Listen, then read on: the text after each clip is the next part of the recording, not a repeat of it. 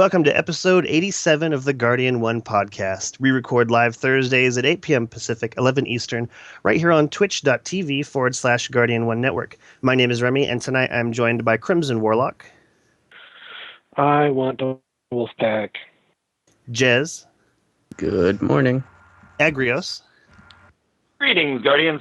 Sharks. Is it possible for more hype? And Gray.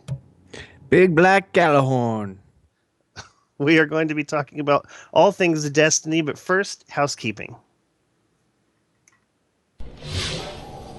Hello, Guardians. Thank you for listening in on the podcast, however it is that you are choosing to listen. Be sure to follow Guardian 1 on Twitter, at G1Net. That's G, the number 1, N-E-T. In addition, be sure to check out the Guardian 1 website at guardian1.net. If you want to send us an email, you can send it to feedback@guardian1.net. If you do a search on bunch.net for Guardian 1, you'll find our forums group, which we also use for both comments and feedback. Big thank you to all those currently in the Twitch chat. As Remy said at the top of the podcast, you can watch the show live at twitch.tv/Guardian1Network. We broadcast every Thursday at 11 p.m. Eastern, 8 p.m. Pacific. If you can't catch the show live, you can always search for the Guardian 1 podcast on iTunes, as well as the Guardian 1 YouTube channel at youtube.com/Guardian1Network.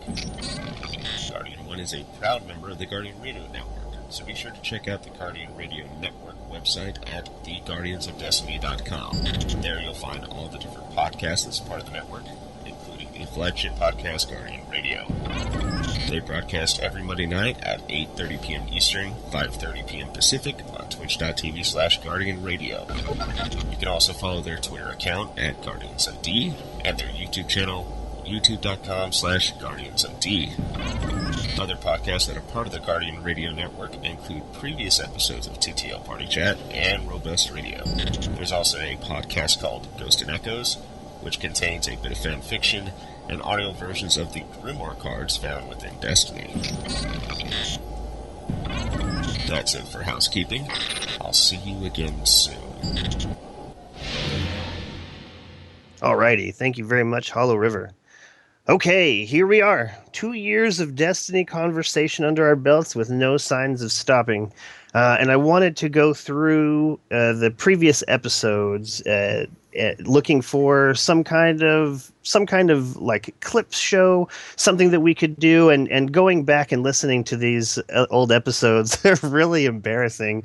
Especially the ones like the very first one. I tweeted it out because it was it's special in that it was the first one that we recorded.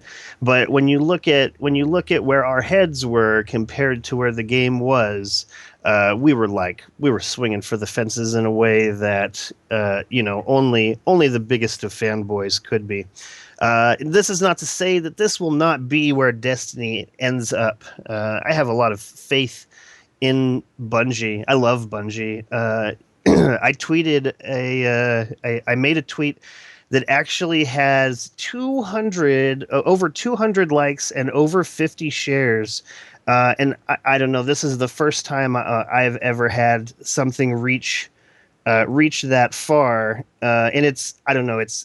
I love Bungie, and I will just read that tweet right now because I think that it says a lot. I think that it says a lot about the way, I don't know.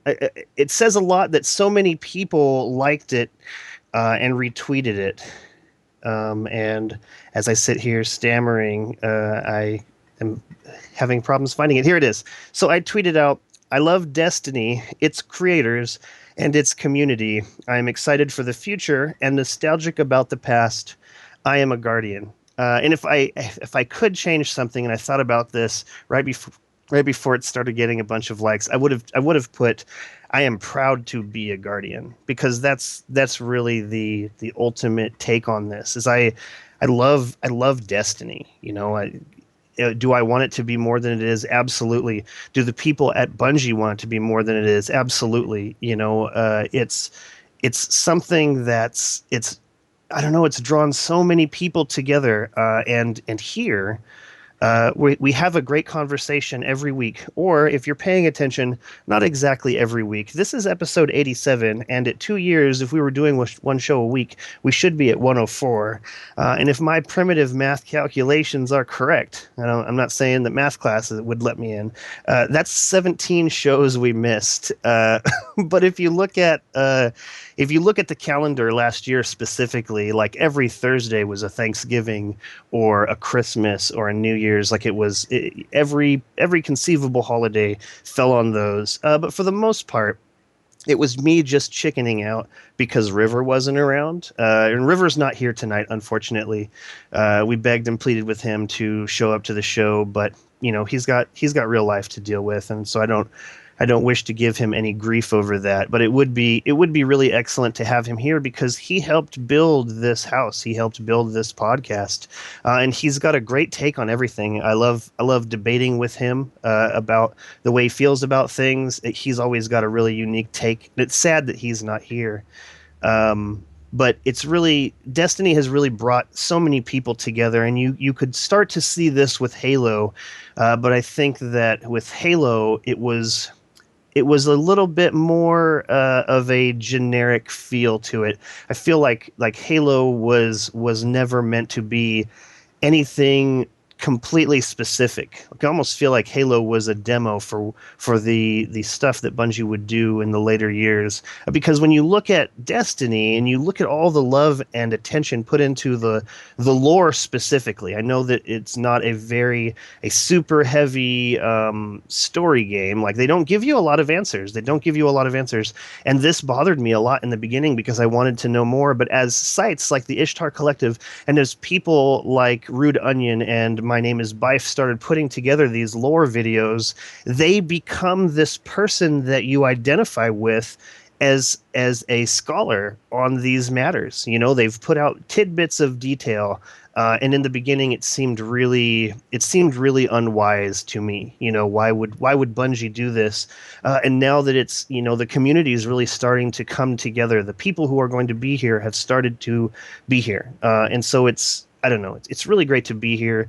2 years. I want to get right into some Rise of Iron, and that's going to be the majority of this show. But as I was looking for something to commemorate this day, this 2-year anniversary of this podcast, I decided that what I really wanted to do was share with everyone the moment that I announced Guardian 1 as an entity.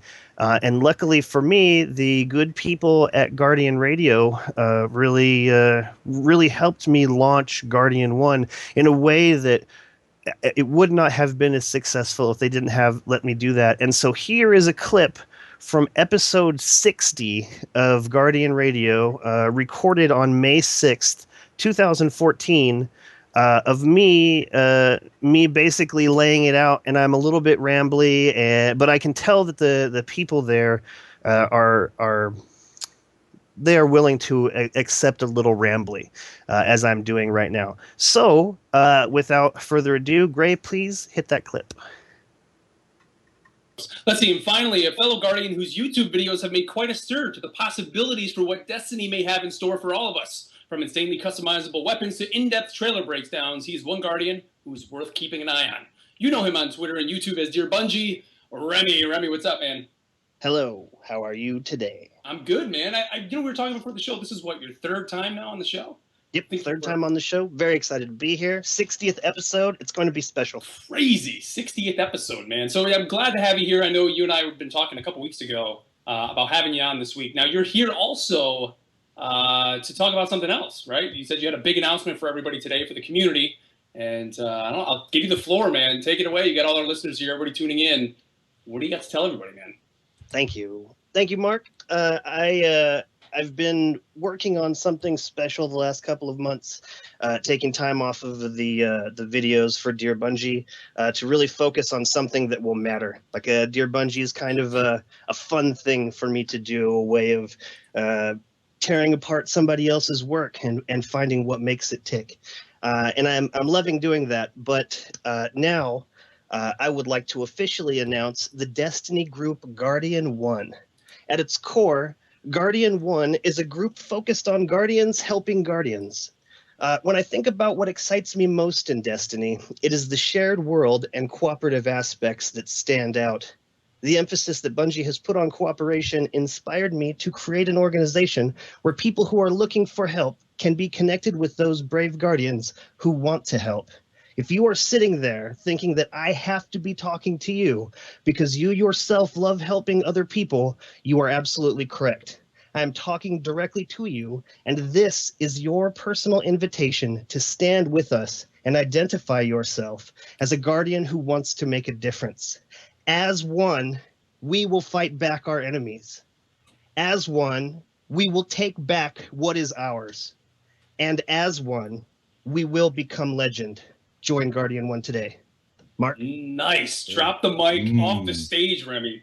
Beautiful, my friend. Awesome. So yeah, you guys over in the Twitch chat, you can see there's a screenshot of the front page of Remy's website, Guardian One. We got to put it up there. It's www.guardian1.net. So Remy, I know you've had a couple people working on the site with you, right? I know you said you want to give a couple shout outs to some of those who have been working with you to kind of build this site and kind of, I guess, push forward towards launch. So who are some of those folks, man? Definitely. I want to give a big thanks to my current skeleton crew, Broken Fish, SDS River, Crimson Warlock, Destiny Author, Destiny Overwatch, Snabobo, It's Jez, and last but definitely not least, Bife. My name is Bife Byford. I appreciate all the hard work they have put in, and I will be honored to stand by them when the time comes to wade deep into the battles that will ultimately lead to our rise or demise, because something tells me that our salvation is not a foregone conclusion. Nice. So, dude, I mean, what the site itself? So it's more just people to connect, basically connecting people to help with the game, maybe get certain weapons. Is that kind of the direction you're going to take it in? Yeah, it's going to be many things on many levels, but the core of helping guardians is it actually permeates just about everything you could do in Destiny. Like Bungie is lining this up for us to be able to interact with each other on a level that's amazing. So there will be four main focuses in the helping guardians of community, cooperation, competition, and creation. So there will be something for everyone to do. Like if you are a person who likes to play competitive, it would be very easy for you to find teams or leagues and multiplayer through this. But at the same time, there will be how-to guides on how to make certain kinds of armor or walkthroughs. I plan on having many different kinds of YouTubers come and help create guides for this, in addition to everything that Bungie.net is already offering to people on their groups and forums. Cool. Hey Remy, I got a question. I have an answer. I don't see a science section there. That just say that's a question. NASA.com. I don't see a side section. Yeah. That's community because cooperation, science... competition, creation, and rocks, I think, should be your other section. Well, Remy, we're glad to have you here, man. We're glad you could announce that here on our show. So everybody check out guardian1.net, and hopefully we'll see more from you. And, of course, I mean, I'm assuming kind of the run-through for the site is really going to be the beta, right, to kind of see how well that's going to play out there. And then, of course, upon launch, that's definitely going to be a great source for people to go and hook up with your future fire teams and to get some help, man. So I'm glad you were able to fire that up, and can't wait to see what Guardian 1's going to hold in store for the rest of the community. All right. So that clip is it makes me feel feels, looking at what my ideas were before the game started, and then after we played the game and we realized that there was a lot that didn't show up in the game that we were really hoping to have in the game. One of those things that I'm still, just crossing my fingers for, / I know that it will be here in some iteration of Destiny is a Forge mode, a mode where you're able to edit areas yourself with, basically blocks of of terrain and things like this. Like this is something that Bungie made with Halo that was ultimately insanely user friendly and insanely worked on the longevity of the Halo series. And every time I talk to a Bungie employee about Forge, they all point me to the fact that Destiny, if we were to look at the timeline between Destiny and Halo, this is still very early on in Halo's development, and so I understand what they're saying, and also this ecosystem they've chosen is closed as far as you have choices, you have a nice amount of choices in as far as gear and abilities go, but it's ultimately up to them to decide what exactly those things were, talking about, making weapons and, talk about gunsmithing and things like this. It's, those are things that could be in the game, but they chose not to for one reason or another. And so when the game came out, two things happened for me. Number one, I played the game like crazy. And number two, where I thought I could make a stand as far as gathering up talented individuals and creating content, it didn't fit into what my idea was. And so I kind of froze on pushing forward with it. And I don't want to make content that somebody else is already making necessarily. Guides would still be great, but we have a lot of people in this community who are making some really excellent guides. And so I don't want to spin our wheels. I don't want to have talented people come into Guardian 1 and make a guide for something that somebody has already done. I want to find a unique angle and give it a certain spin. And this is, part of where G1 Fire Team, I want G1 Fire Team to come in. I want to build up this auxiliary section of Guardian 1 that really is experimental. And what does this look like? What does Guardians Helping Guardians look like? The idea Guardians Helping Guardians drew a lot of really excellent people. When you hear that, the people who contacted me after this aired, after episode 60 aired, I got so many people contacting me because they loved the idea behind Guardians Helping Guardians. And so we've collected quite a few amazing people who are so ready to help each other out, and I couldn't be happier with the people who are in here. But at this point, I'm switching the focus back to the original intention. So Guardian 1 will be still accepting people, but the people that we'll be accepting from here on out will be specifically interested in going out and running strikes or nightfalls or raids. Like I opened the gates to anybody who wanted to support Guardian 1 because they enjoyed the message. I wanted people to be able to just say, look, I'm just voting with where I am right now. I didn't want anybody to have to sign up for anything. I didn't want anybody to have to, like, oh, well, this is a shift that I want. And moving forward from here on out, we will only be accepting people whose focus is that. And if anybody who is already in Guardian 1 wishes to take part of that, that's great. Everybody who's here right now, I really appreciate everything that you've done and your help building this to where it is right now. I feel really great. I feel really great about all of this. I feel like I've made real friends. There's real connections here. There's, if I died, there would people who would be sad about that. And that's a really great feeling. I mean, it's not, but knowing that there's people out there who care, that is a great feeling. So I'm excited. 2 years we've been doing this show, and that was how I launched it. Episode 60. Guardian Radio is not on episode 60 anymore. That was so long ago, and I can't believe that was my third time on the show. I love Guardian Radio. I love all of those people over there. And you know what's funny is when I went back to listen to this clip, I forgot that Craig Craig gave me crap about not having a science section. And so now I want to have a science section. I want to have a science section for him.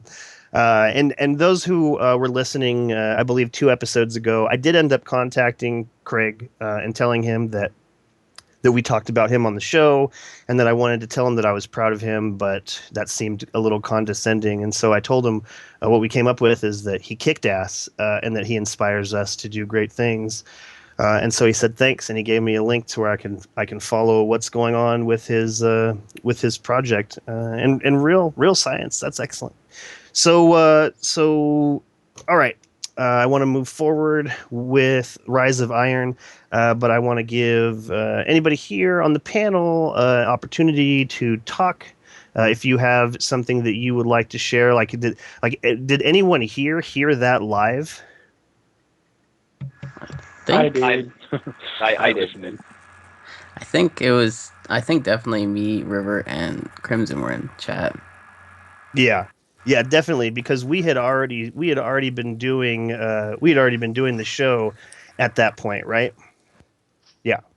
And so oh no, we hadn't started doing that show. I think our show was either the week after that announcement or 2 weeks.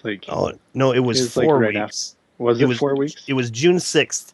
So, but you know what? Okay, so this is what it was: is we had already been doing the show for us, Crimson. We had already been doing the show for us for a couple of months prior to going live. So this was 1 month before we went live on Twitch with the Guardian One Network.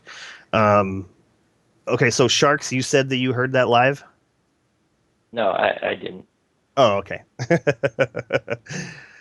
Okay. Agrios, you might have been there. Yeah, I did. You probably heard me say that I heard it, because I definitely heard it. I didn't miss an episode of Guardian Radio at that point. And I'm sure, I mean, I'm not sure what exactly turned me on to your clan originally, but I mean, it may have been this.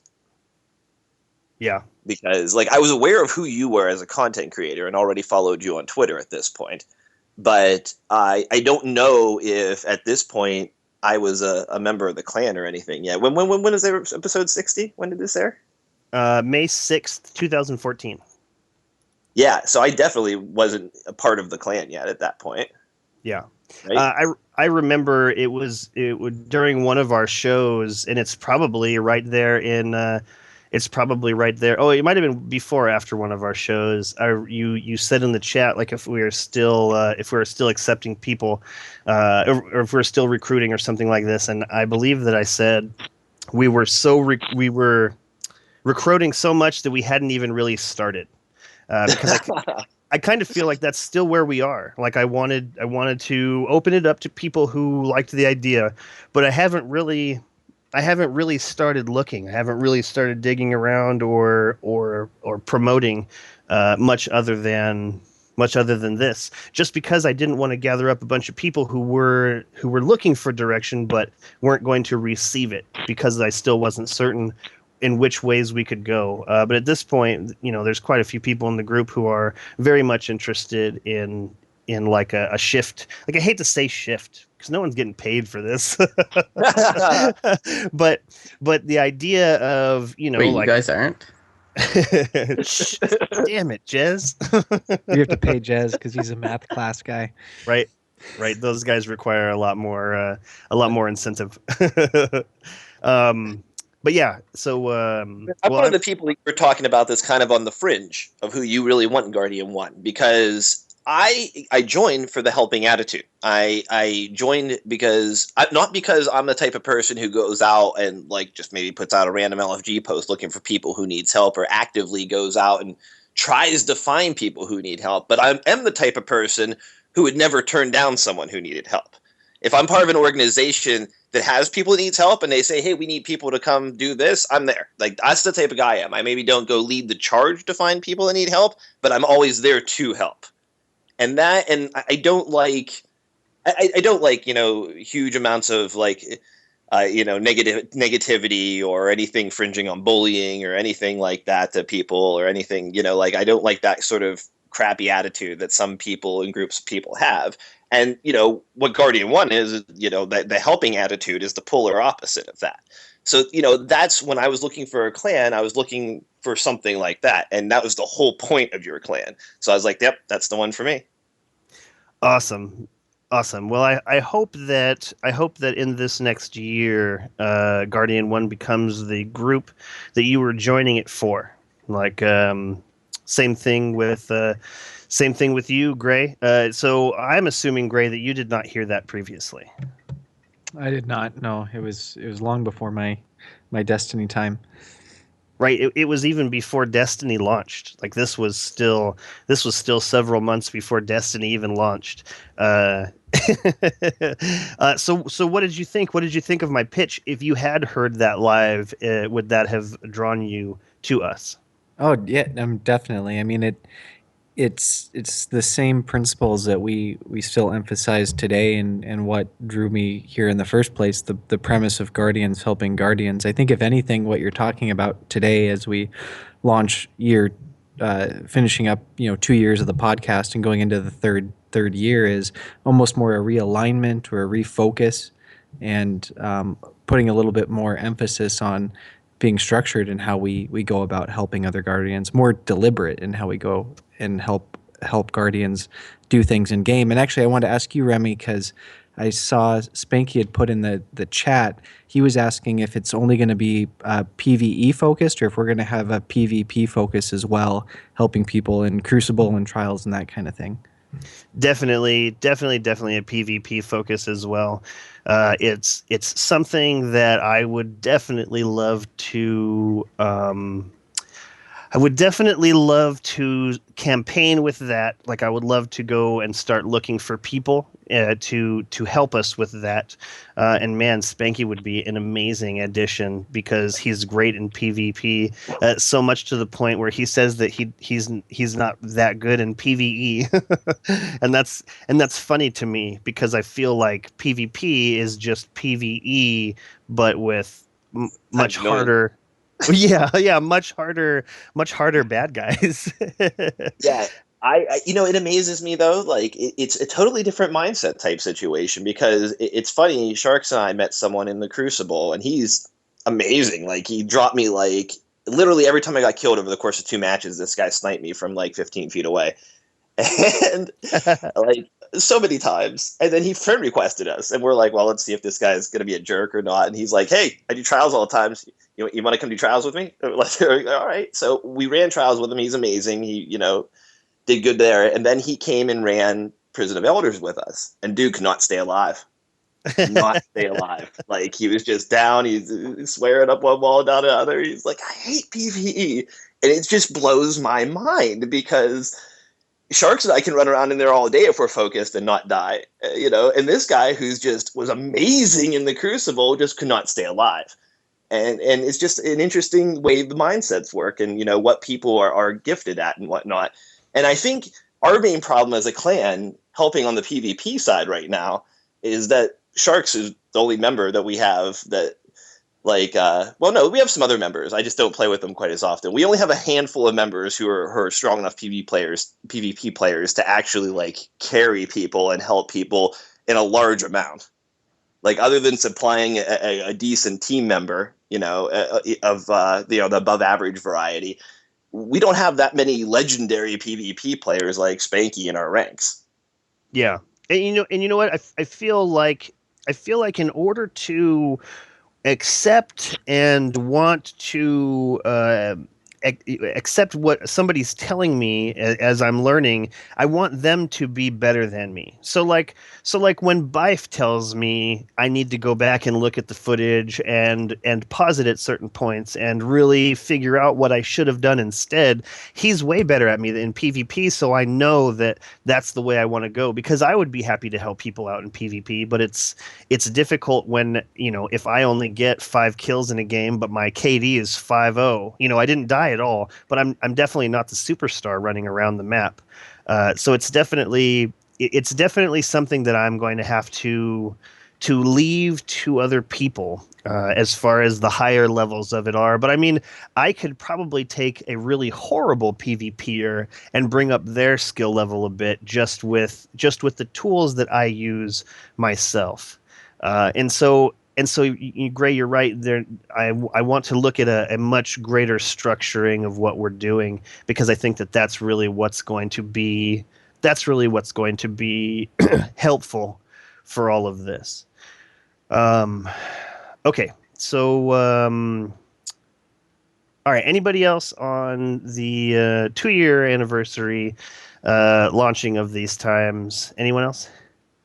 I just want to say thanks to Gata, because I was following you on Twitter. I don't know when I started doing that. It was I was getting really, really big over the summer in everything that Bungie was talking about and people were speculating, and I started looking at all your stuff online, and Kata turned around and he goes, have you joined a clan yet? And I was like, no, I'm waiting. And he's like, dude, why don't you join Remy's clan? And I was like, yeah, I know it sounds really good. But I'm keeping my options open to see, because I just don't know how I want to go about, in clans.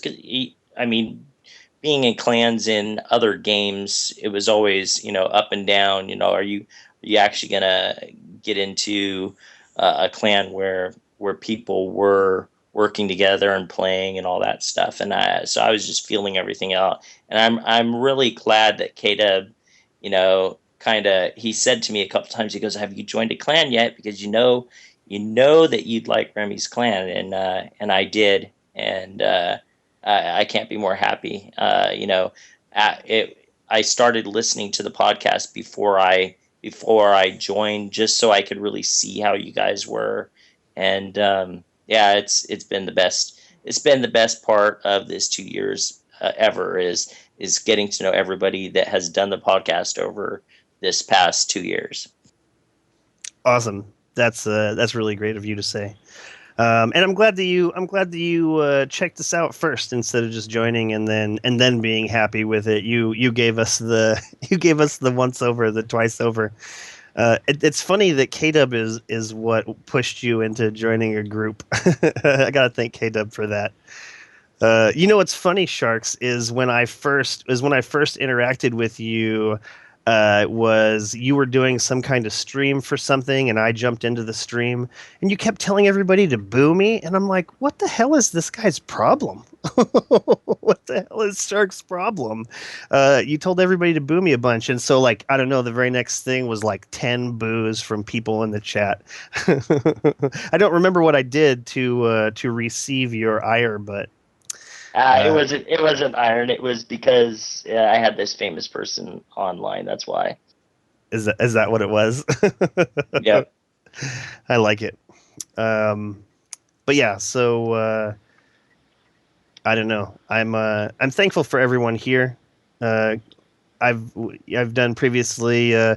Crimson Warlock wrote me a message talking about how he wanted to help be part of the crafting side, like when we thought that there was going to be a crafting element to Destiny.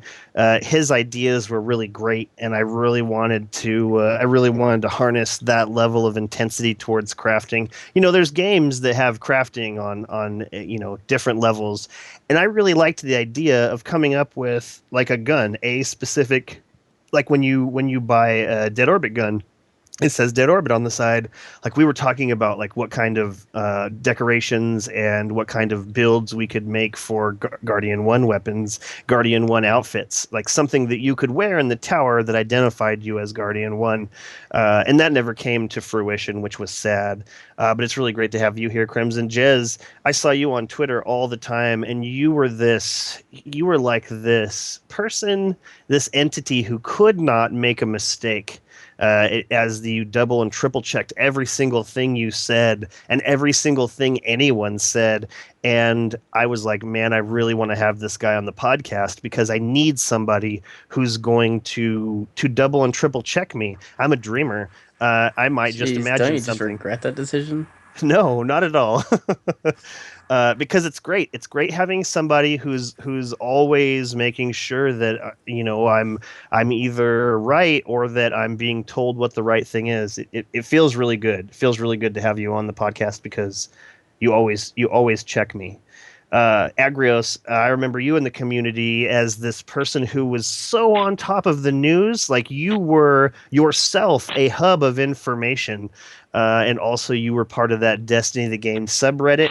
Like it was really really great to have your interest in being part of Guardian One and then part of the show. Like having you on the show is really great. You go to great lengths to find the information. It's in a different way than Jez. Jez is like a laser beam, and you have like these nets that you cast out, and you gather up all of this information. I can Really, appreciate that. That's pretty accurate, I'd say. right. That's your job. Your job is you have these little spider webs everywhere, and so when one of them gets tugged, you go and check that out. But I don't know. It's great to have you And to here. your credit, it being that I was one of the mods on the subreddit, I was exposed to lots and lots of information on a regular basis. I had received lots of clan invites from various clans. I evaluated a lot of clans before I chose one to join. So, I mean, to your credit, you were picked from a comparison of a vast sea of clans and invites and such.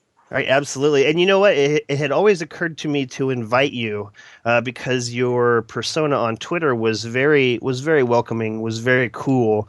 But I just didn't have that kind of like I don't know. You were a big shot on Destiny subreddit, and people came to you for information. Like you were a hub yourself that people went to, and so I just figured that you did have a million invitations. And hearing about that now makes me super giddy because because here you are. And you know what? I wasn't anything special. I was just interested, had the time, and Destiny wasn't out yet. There were no games I was super interested in that were out. In fact, I bought my PS4 for Destiny, so I was for the Destiny Alpha. So I was just playing, whatever PS3 games I had laying around. Wasn't all that interested. So like it was just Destiny enthralled me, and I just did it because I was having fun doing it. And they asked me to be a mod there for a while and whatnot, and I just enjoyed the time, participating there and providing people with that information. I enjoyed, getting a retweet from Bungie, for doing they appreciated my work or whatever when I'd screenshot their GDC conferences or whatever. Just I enjoyed making people happy with that information. People got so excited to receive it. It's like you're giving them a gift. Totally. And it absolutely was, especially for the people who were making content or who were just really excited about Destiny. Like you definitely helped that hype train along, and you did a great job with it. And yeah, you Sharks, I could not ask for a more dedicated to Destiny player. Like I know that if I ever played during the hours that you were playing, that we could absolutely do anything. The sky's the limit. And you're such a talented player. Like the idea of you and Agrios just going and getting your flawless run done. Like I'm ready to do that. I want to do that very badly, and I know that I will be successful with you. You are an amazing PvE Sherpa. Like you can take anybody and make anything happen. And it's really great to have you here. Sad that you had everyone boo me. I'm not even joking. They say that first impressions you can't change, but you've changed my impression of you. You've changed my first impression of you. Well, I know there's your impression of me that you didn't like too. We all got together as a fire team, and we were doing raids every Saturday. And I remember during one of the raids, I pushed you off the edge. Oh, and yeah. Oh my God, you got so pissed. You were so bad. That probably wasn't too long after you booed me. You had all those people boo me.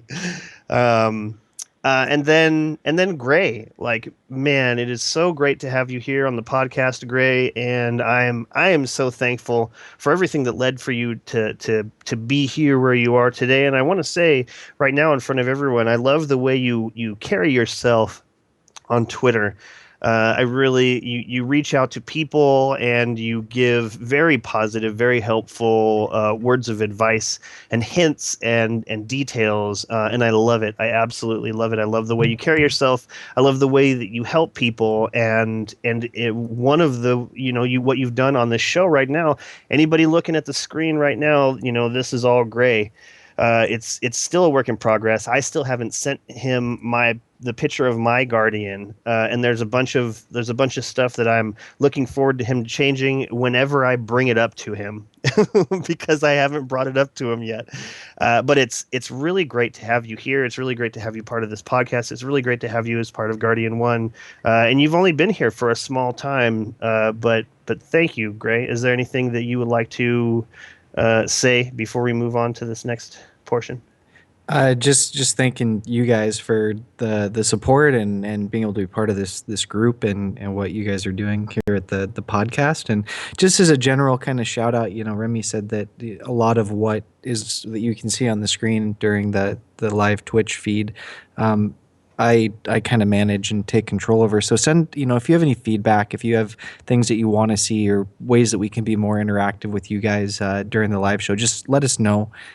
We can do a lot. And if you've seen something on a stream that you like and you think that we can implement it, just, drop us a line and we'll see what we can do. Excellent. Also, I did want to add, Jez, that like after we added you, like after you were already on for like 3 or 4 episodes, Bife came to me and offered up you as a possible person to help out. Like he's like, oh, have you heard of this guy, Ready Set Bacon? and I said, oh yeah, he's already part of this podcast. As a matter of fact, and that made me feel really good. Not only were you this laser sharp, fact checker, but Bife tried to sell you on me. Did you have any previous interactions with Bife, or was he just shooting from the hip because of what he had seen on Twitter? I talked to him a couple times at that point, probably. Yeah. Well, he thought that you would have been awesome for the show. So excellent. So Crimson Warlock, Jez, Agrios, Sharks, Gray, thank you so much for being here. It's great. 2 years in, baby. Let's get to some Rise of Iron. I think that means 8 more, right? Yeah. I mean, and however long after that. Unless because Irk went onto Twitter and said, "Oh, the 10 years thing, it doesn't really mean anything," and a lot of people took that to mean that they weren't going to do Destiny for 10 years. I believe that he was referring to the fact that it's going to go longer than 10 years. Like there's more than enough story here for that. But I guess we'll see in the future. Right. Well, we're about to start year 3, and there's no talk of a second title game yet. So right. So we could be in for a much longer haul than we originally thought. Agrios? I was just going to say, they don't want people to give up on this one yet, so I don't think they want to jump the gun too quick. I actually thought we might see mention of it at E3, Destiny 2 or whatnot, but I think like what Remy was saying about what Irk said about the 10 years thing, I just always took that to mean like, hey, that's... Because he said that about the same time they commented on that screenshot of the projected DLCs not being accurate anymore. So I just took that as all the same thing, sort of thing as, and hey, we realized we can't keep up with it, so our time frames just changed. So whether they do 3 or 4 Destinies and whether it takes 10 or 15 years, I think that's all he was kind of saying at that point, is the way I took it anyway. Totally. Well, and I mean, if you look at Halo, I mean, it's been going for longer than 10 years at this point. So it's not even, and what really have we seen in Halo? It definitely doesn't have as amazing of a setting or story as Destiny, as far as I'm concerned, and I played the holy hell out of Halo. So, and things can change a lot, but a lot of the investment in something like this is done up front. A lot of the initial cost of developing the world, developing all that lore, like all that stuff is all like a huge amount of the cost of developing a game world in a system like this. So being that they already had a contract for 4 games over the course of 10 years and a certain amount of money discussed in there, granted, this can all be negotiated and changed, but there's that such huge initial investment that and it was so financially successful, I can't possibly see them not doing a Destiny 2 and 3. Right. It just wouldn't make financial sense. And the idea that this is, like, here is the end of this saga, here is the end of this specific set of stories. They can change a lot more, I think, going from Destiny 1 to Destiny 2.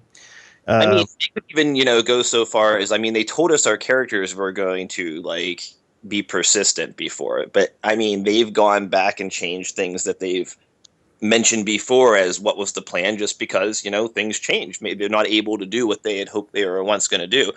For all we know, Destiny 2 could be like Destiny 2, Dawn of the Traveler, and we play different characters, before. They can go anywhere in the timeline they want, even if they're not happy with the current situation. I want to say something right now, because I feel like a lot of people, when they talk about limitations of Bungie or limitations of hardware, we're talking about a game company who is capable of doing absolutely anything that the rest of the industry is doing. If you've seen any aspect of a game anywhere else, Bungie can do that, and they can do it better. Like, I just want to say that right now. Anything that they don't add in a game, it's either because they can't do it right now because they're working on something else, or they're planning on doing it in the future. Like, or they don't want to do it at all. Like, there's nothing stopping this super talented group of individuals from doing whatever the hell they want to.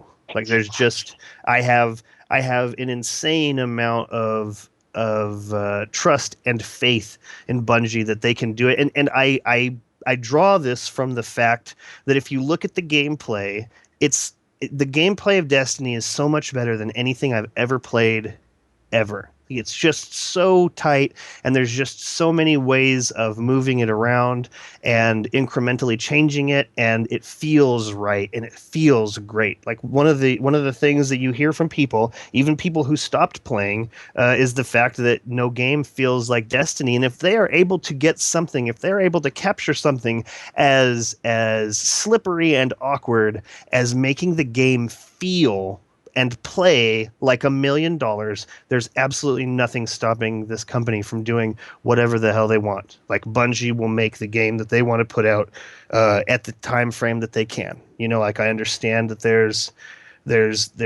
limitations as to what we can do right now. They have to work on something else, or they have to build upon this, iterations upon that. But there's nothing stopping Bungie from doing exactly what they want to do. They just have so many talented people there. It's ridiculous. So let's move on. Rise of Iron. Very excited that this is an actual thing, because I'm really looking forward to seeing more backstory. It really looks like they are going to be digging way deep into lore, which is really awesome. And I want to real quickly talk about the leaks. Because there was a point in time where I did my very, very best to avoid leaks. Like, I wanted to avoid leaks because I wanted everything that I saw to be fresh, and I just couldn't keep my face out of anything that looked like a leak. And it wasn't until after I saw the leaked promotional video, like this trailer, that I realized that what I had done. And so I wanted to get an idea from you guys if you did this same thing, because for me, I don't know if it was just I'm so hungry to know what's happening next, or if maybe I was in denial. Maybe I was in denial and I thought that, oh, well, this isn't really going to show me something that I don't know. And then I was wrong. So, Gray, did you look at any of the leaks? I looked at all the leaks. I put my mouth around that hose and sucked in as much as I could get. That's hilarious.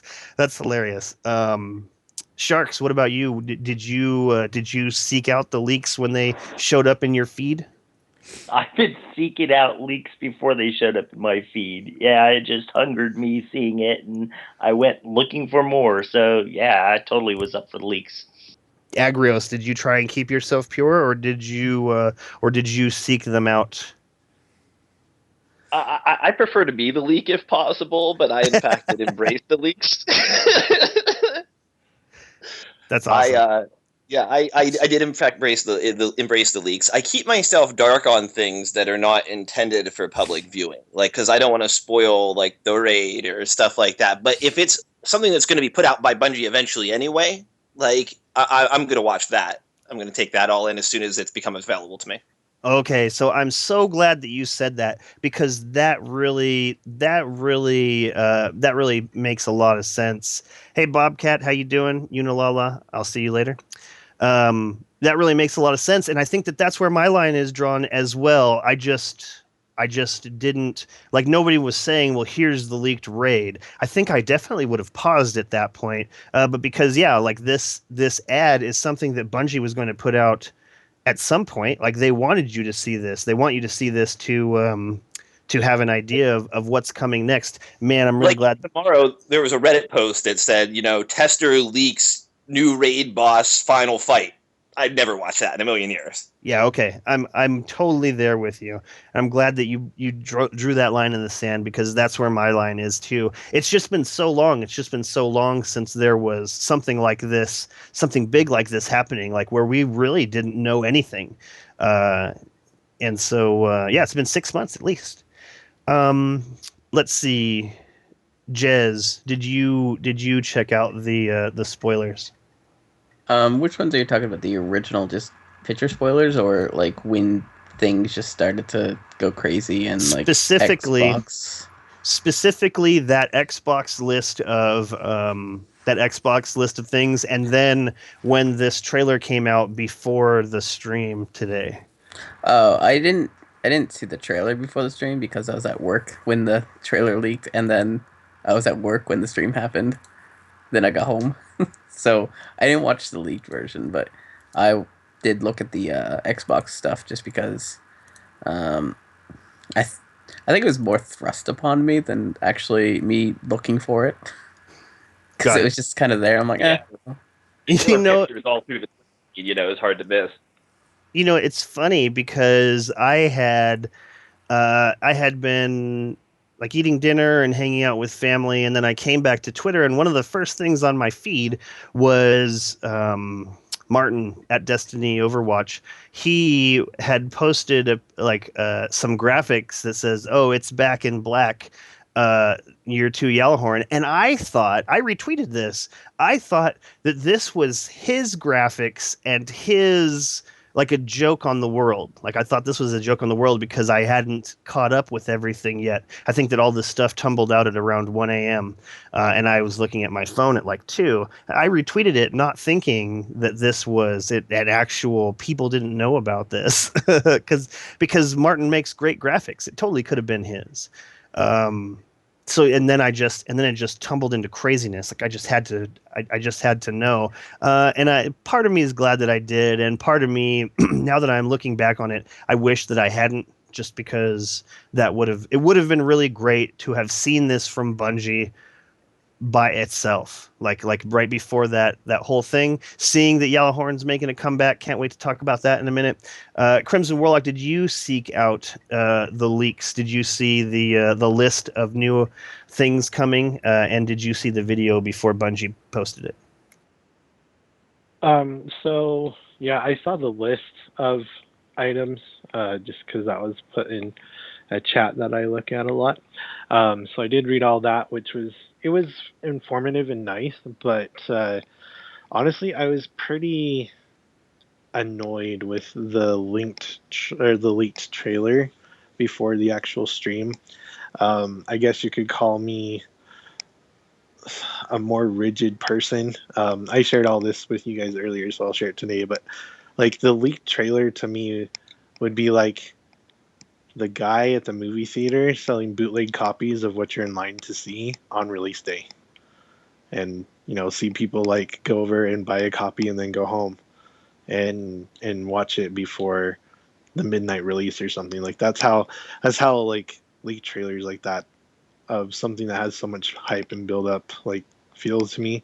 So I definitely stayed away, and I was kind of annoyed that I opened up my Twitter feed as I get to work this morning, and the Gallahorn stuff's like all over my tweet deck. Like that was like 5 out of 6 columns that I could see was all about the Gallahorn and stuff. So I was kind of put down that was spoiled for me early, but at the same time, I totally understand and I'm excited for it.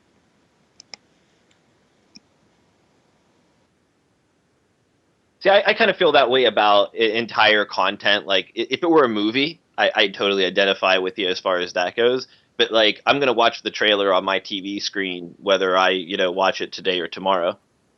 So I figure the trailers are okay. But like I don't want to see content that's not meant to be put out like as an advertisement form. Like if it were like we're putting out like a 10-minute Destiny short that's like a little tiny movie that is super cool to watch and stuff. I might wait for the official release, make sure I get full quality on something like that. But I don't know, just a little trailer doesn't really bother me. Got it. Well, why don't we get into some of the details? Agrios, do you have a specific list of these things that we could go over, or should we just open it up?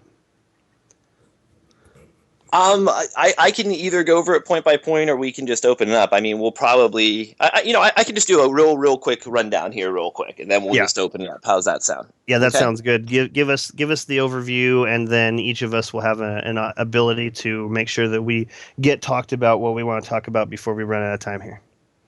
Okay, so Rise of Iron, of course, it premiered today. We found out it's going to cost us $30. It contains a new raid, a new strike, a new crucible mode, new gear, which they showed off an abundance of. People have seen things in the images that interest them, from Kazastavs to new interesting symbols on Warmind-inspired gear. And cat armor. Come on. Cat armor, yeah. Can't forget armor. the cat armor. I knew you would. I knew you would take care of that, Jez. I didn't want to steal your thunder. So lots of hype, much excite, all that sort of thing. It appears on September 20th as Razil Azir, so graciously informed us earlier. So everything Razil Azir has said has come to pass. What's our verdict on that? Is this viral marketing? Yes. Look at everything. Yeah, all the leaks. I was actually saying this to my wife today, because she's been out of town, and I said, I've been telling her, there's leak this and leak that, and I go, if you look at everything, there's too many leaks in too many different areas for it to be coincidence. So it's somebody somewhere has said, put this information out.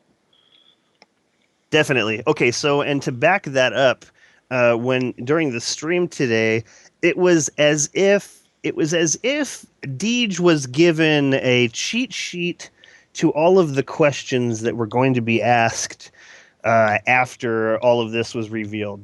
So I could definitely see it being this was leaked on purpose so that they had this initial reaction of people so that they could address it. Like the fact that they came out saying, "Oh yeah, you can definitely get a regular Yellowhorn, but if you pre-order, then you get this Iron Yellowhorn." Like that answered my question right there. So I could definitely see some of this being. Definitely see some of it being specific to it. The Razil Azir, I mean, that was put up so long ago, and like you were saying, 17 minutes after the thing dropped, there was this information out about it. It just seems a little, I don't know. That's my thought on it. Continuing. So, of course, we know this centers around Saladin and the Iron Lords.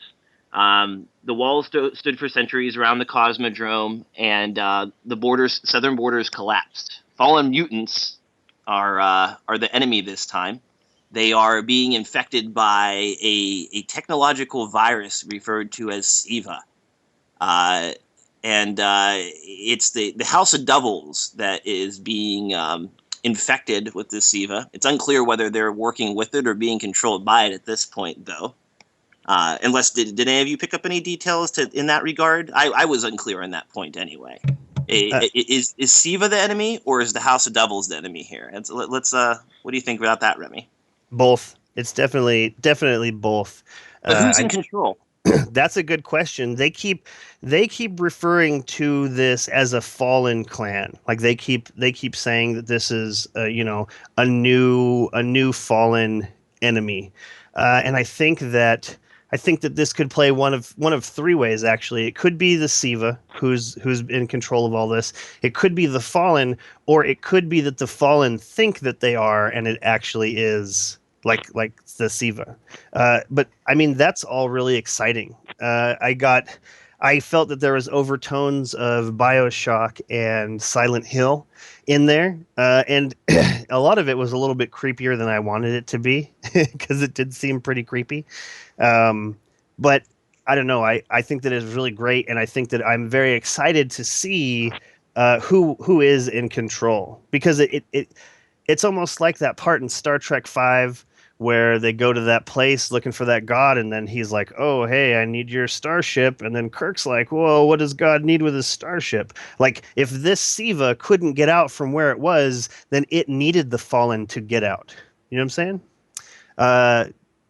I heard you making some noise, Gray. Oh gosh, I must have been clicking around. Yeah, I agree. I think that it is going to be both. I think that there's probably going to, I mean, I'm hoping there's some kind of twist in the story that we can't, that's going to kind of surprise us as we get, especially into the raid portion.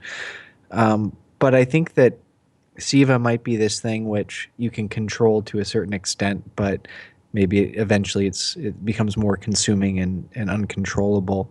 It obviously wants to get out because the Iron Lords tried to seal it up, and were successful for some time. And then the Fallen are doing what they do. They're splicing and they're leveraging it to make themselves stronger. And what I'm really interested is this whole piece where it says they've uncovered the ultimate technology, SIVA. It's self-assembling and self-replicating nanotechnology. So applying the themes of self-replicating and self-assembling, I kind of what they're going to do from a gameplay mechanic standpoint to show those pieces off, both in terms of the enemies, and then when we start using SIVA gear and SIVA weapons, what's that going to look like? Yeah, so that's do you think cool. that this is providing, like, I don't want to say like an undead sort of situation, but like the replicating and self-assembling, like the self-assembling part makes me think that the virus itself can, just actuate out of things. So do you think, the virus itself will be an entity that we'll be battling? Well, I don't know that I would call it a virus. I think it's plague. Sorry. Yeah, a nanotechnology. Here the medical mind is, pulling hairs over the term virus. But I think that, the nanotechnology that's being implemented is self-replicating. It can spread on its own like a virus can. But what the effect is on the individual, that's going to be what I'm kind of curious to see what that's like. I think you guys should all look at it in a broader perspective. The Borg. Continue. Just like the Borg, the Borg has a central intelligence, something that's kind of controlling it. They have nanotechnology. They redo their bodies. They replicate. They do all that stuff. So this SIVA, however that system works, is probably like in control, but not in total control of the Fallen. And it's saying, okay, I'm giving you these powers. You can go and replicate yourself and be badass, but you got to kind of work for me. I don't know. That's just my spin on it. I see it as the fallen culture is that they've found something to worship. It says that the fallen culture, they worship machine gods, and so they've found a god to worship, and this mechanical entities taking it in stride is, hey, look, I now have an army that I can use. And Varix talks about how the fallen houses are trying to find kind of a place in the world without their Kel. And so I think that's kind of part of what the House of Devils is they're just trying to find a place, and they finally found some acceptance, and so they're willing to do what they have to do to get that acceptance, whether they might like it or not. They're going through with it because that's what that's the norm, that's their culture, that's what they do. So really, neither one's in control. It's a symbiotic sort of relationship.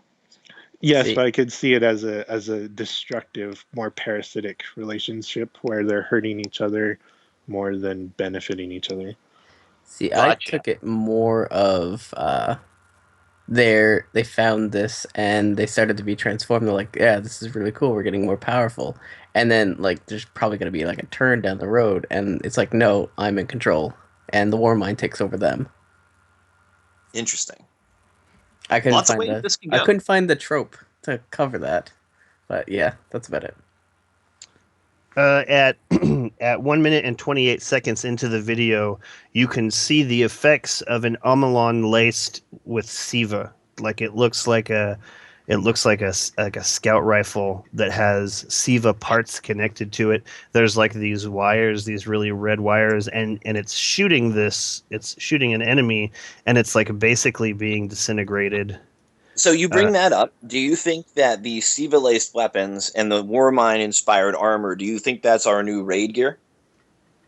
It would make a lot of sense for it to be.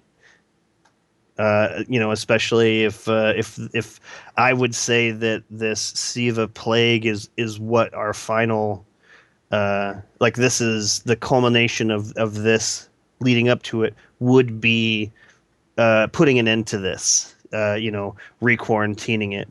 Although I don't know how you're going to do that. And Mystic Rose says, let's see, where was it? She says, "How do the Guardians avoid being infected by nanos?" And that's a really great question. That is a good question. I mean, the generic answer, I guess, would be the light protects them. They're living via the Traveler's light. They may just simply be immune based on that. The Traveler itself being a technological sort of thing. This is just another technological sort of thing. So, I mean, that could make sense to me. Go on. I wasn't saying anything. I just wonder if it's a bad time to be an EXO. Oh yeah, definitely a bad time to be an EXO. If it, so I've been kind of thinking about this, and I'll throw my left field speculation out there, but this is Lord Saladin who's been training us. How Deej said in the stream, Guardian against Guardian for so long. What if all the enemies that we fight are not just fallen, but fallen Guardians as well? That is a very good point. I think I've brought that up in the past too. Like that is what would make perfect sense to me. Why else dedicate your life to training Guardians to fight other Guardians? And I think Crimson's onto something there. Mystic's question leading up to that, like perhaps there were infected Guardians. I remember reading grimoire passages recently about Razil Azir. He went out rescuing people like from the countryside, like as like the countryside was taken over by the enemy and stuff, and bringing him to the last safe city. But it specifically mentions others that didn't want to give up their land and remain behind, and that how he knew that something would claim them one day. And that's crazy. This whole thing, what we're talking about right now, just rang that bell for that grimoire card. What did happen to the humans who refused to leave their homes and go to the city? Could they have been infected by the Siva virus? Could we be facing human guardians, but guardians via Siva instead of via the light? Like, could Siva reanimate, humans the way the light reanimates guardians? Yeah, that's really That's really interesting. You know what? Something I want to point out here is that okay, I have a question. Is this person who's doing Saladin's voice? Is this always been Saladin's voice? Because I either haven't spent enough time near Saladin, or they changed his voice. Anybody? I have not looked into that. I was wondering the same thing, but again, it comes down to not hearing him enough. So I don't know. And when I have heard him, he's been yelling and screaming. So I don't know. Okay, so the thing that brought me to wondering about this was so the tone of this video was very somber. You know, this guy lost all of his Iron Lord buddies, and this plague is just this really horrible thing that he thought he locked away centuries ago. And if you look at 46 seconds into the video. At 46 seconds into the video, all of these plague fallen have come out of the wall, and it shows Saladin, and he's getting ready to put on his helmet, and he has like a smirk on his face. It looks to me as though he's like really going to enjoy kicking some ass right now. Like, this is what this face says to me. Yeah, but you have to realize something is that he's a badass. If you look in the lore, like, he was the best of the best. So he'd be like, yeah, whatever, I'm just gonna kick your ass. Right, and so he looks really pleased. Maybe because he's about to take some revenge, or avenge his fallen friends, or his fallen friends. He just looks like he's getting ready to take pleasure in kicking some ass. Agrios, what you got? So they do list some new locations that we're going to be visiting. They mention Fellwinter's Peak, which is the stronghold of the Iron Lords, and the Plague Lands are going to be the new area we can explore. And they also mention the Wall. Now, it's unclear exactly how these destinations will be divided up, like physically, that we're going to. But those are the three different new areas that they do mention, and included among them is a new social hub. Super excited about all that. Most excited about the wall. They said that you can go through the wall, and you can go around the wall, and you can go on top of the wall. And this is something that we've talked about. Maybe not this wall specifically. Like we've previously said that we would really enjoy hanging out outside of where the city is. Like, I know that I would really enjoy doing that. But the idea of this is really pleasing to me as well.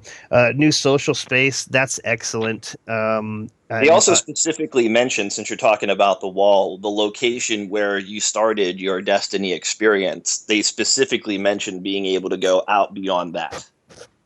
Right, and I wonder if that is exactly where it is, like where they showed us in that video from Gamescom so many years ago. Like, right. Was that where they were?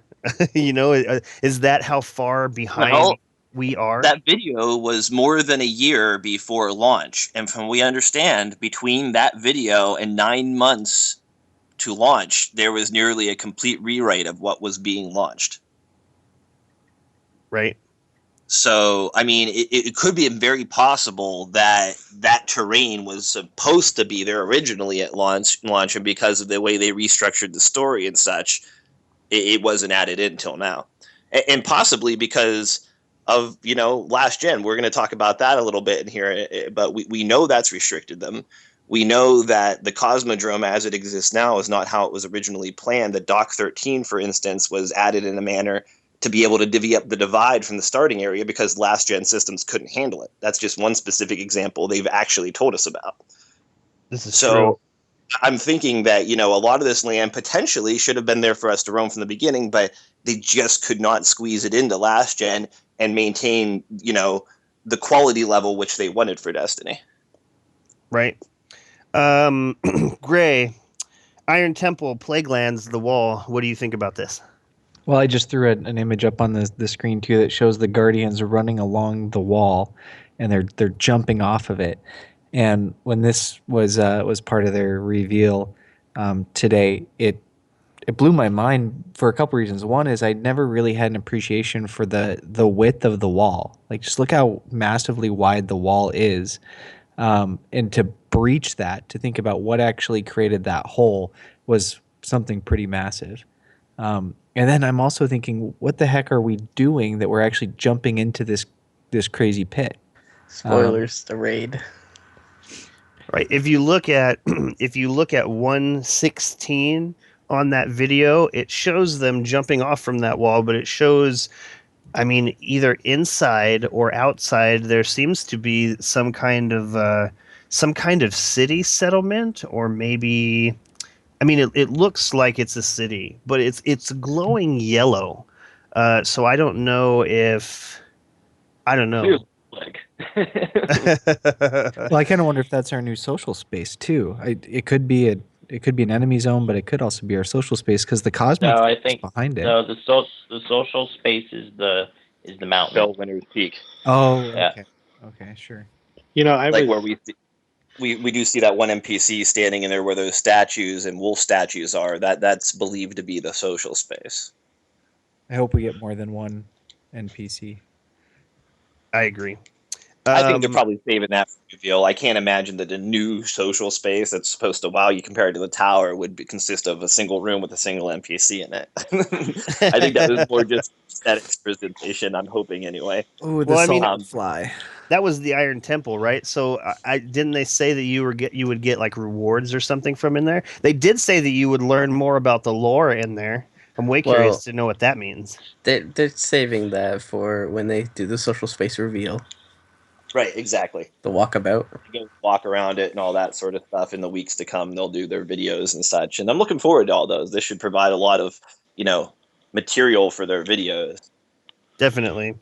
I really enjoyed this one part of showing the Guardians jumping off, because to me, it was like a direct throwback to the original Destiny launch trailer at the very end, where you have the three Guardians and they're looking down into this cave, and the Warlock character jumps right in. They're like, I wonder what's at the bottom, and she just jumps in, and the other two are like, okay, let's go. Like, I really enjoyed it because I felt like that was a throwback to the original launch. I really enjoy jumping from really high heights. I really enjoy, catching myself at the end or trying to make it across, like in the Vault of Glass, making it, skipping the jump puzzle and just jumping from one end of that gorge to the other. That was really satisfying. That was a lot of fun. Let's see, Sharks, The Wall, Plaguelands, Iron Temple. What do you make of all this? Well, I think the biggest thing that really stuck out to me is the scale of everything. I gave Gray a couple different pictures showing scale, and there's this one that they're walking. I don't know if it's actually at the peak or not, but it looks like temple door opening, and it's just, and then them walking across the there it is in the stream right now. It's just, everything is so big, and I think that's what's going to be really cool for me aesthetically, is just looking at the scale of everything. And now with them dropping last gen, I think that they can easily do it too. So yeah, it's very, very exciting. I can't wait for more reveals. Jez, The Wall, Plaguelands, Iron Temple. What do you make of all this? It looks like an interesting space to play in. I mean, we've been to Old Russia before, so like the actual colors, I would say, are kind of old hat, but it'd be kind of interesting. It's going to be interesting. more snowy is interesting. Your laptop is freaking out there, Jiz. Also, I'm curious to know. It sounds to me like that is a hard sell for you, having the same type of environment. Are you not as excited as you could be because of the same palette? Well, it's until my laptop cools down. It will be just kind of like, well, I've kind of been here. It's just in a different order. But eventually I'll get over that and I'll be like, oh, well, it's just completely different geometry, so let's go. So is because I haven't played WoW. Is that how they do it in WoW? They just add a completely separate section of the game that you can walk to or have Well, yourself fly to? yeah, but the way they do WoW is they made every zone look unique. So if you've seen a picture of a zone, you'd be like, oh, I know exactly where that's at. I see. Like there's several, there's like a couple deserts, but each of them look completely different. Gotcha. Crimson Warlock, what do you make of this? The Wall, the Plaguelands, and the Iron Temple. So I am just excited for new places to explore. One of the things that I love most about Destiny is the fact that when Bungie made the game, they decided not to include a mini map. You know, you have your radar for enemies, but there's no maps at all, and you kind of just have to learn the zones on your own and where everything is. I'm hoping that they take a note from the Dreadnought and litter that place with a whole bunch of treasures to unlock, because I really love that about the Dreadnought. So I'm hoping the Plagueland has a lot of cool themed treasures for us to find and unlock. And I'm just excited for all the new secrets and the new story. I agree. I agree. All right, Agrios, what do you make of these three areas, the Wall, the Plaguelands, and the Iron Temple?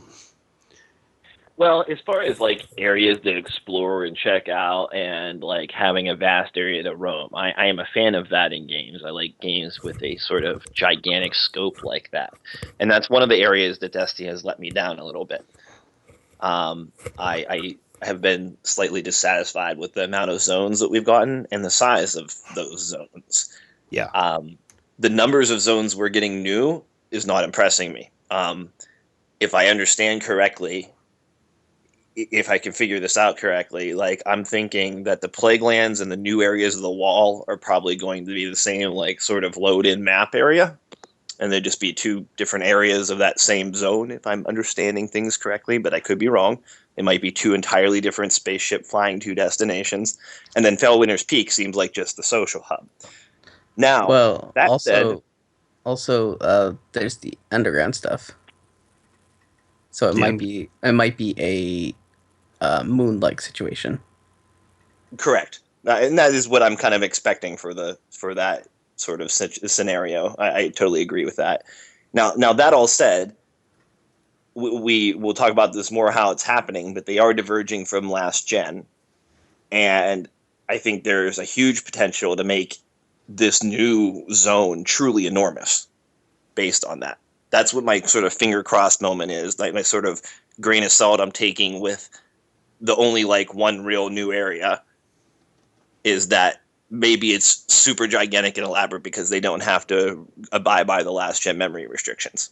Okay, so I think that it's super important for that to be exactly what they do, Agrios. Like I feel like they themselves have even felt the restrictions of last gen, really digging at them, and they've had to have seen all of the commentary on the internet. It's definitely something that a lot of people have talked about. Like this is last gen is holding this back, and I feel like this is a really great opportunity. They're officially splitting from last gen. This is their chance to show what the future of Destiny is going to be. I think that it's really important for these areas to seem that much bigger. Like I think that it's important for it to be something where you can pull out your sniper rifle and absolutely put it to the test. Like, how far away can you see? What is the difference between, this first gen and this next gen, or this last gen and this next gen? And I think that this is it. Like, this is an opportunity to test themselves and to prove themselves to the people who this matters to, because a lot of the maps feel like, I hate to say claustrophobic, because they've done an amazing job. When I play it on the 360, I don't feel like I'm being contained. Like, for a 360 game, it's an amazing job. They've done an amazing job, and I'm really pleased with my purchases. Like, I always purchased on the 360 as well as the Xbox One and the PlayStation 4, and I'm sad to see it going. But yeah, this is definitely a huge opportunity, a huge chance for them to say, look, here is all this. And when they said that they were going with, inside the wall, around the wall, on top of the wall, that could mean that these are three specific separate destinations, like we're talking about in the raid. Okay, well, for the raid, you're going to go on top of the wall. But what I really want is, I really want that whole thing to be interconnected. So at any point in time, we could go inside the wall or we could go outside the wall. Like, I want there to be multiple paths that you could pursue.